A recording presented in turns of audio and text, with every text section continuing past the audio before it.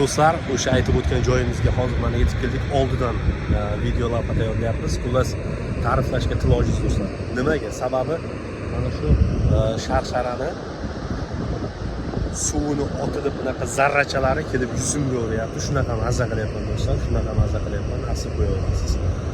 Bu joy do'stlar Norvegiyani o'sha eng mashhur joylaridan biri hisoblanadi. Buni balandligi 90 metr ekan do'stlar.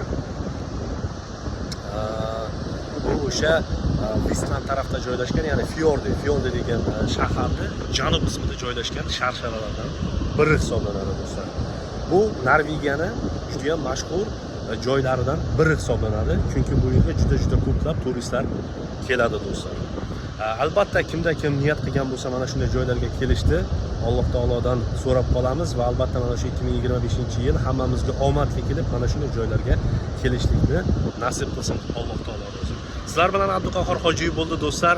Mana shunday Norvegiyaning eng mashhur joylarini sizlarga ko'rsatishda davom etamiz va Norvegiya to'g'risida eng qiziqarli, eng foydali kontent va videolarni bizni kanallarimizda ko'rishingiz mumkin. Yana bir bor eslatib o'taman, sizlar bilan Abduqahhor Hojiyev bo'ldi.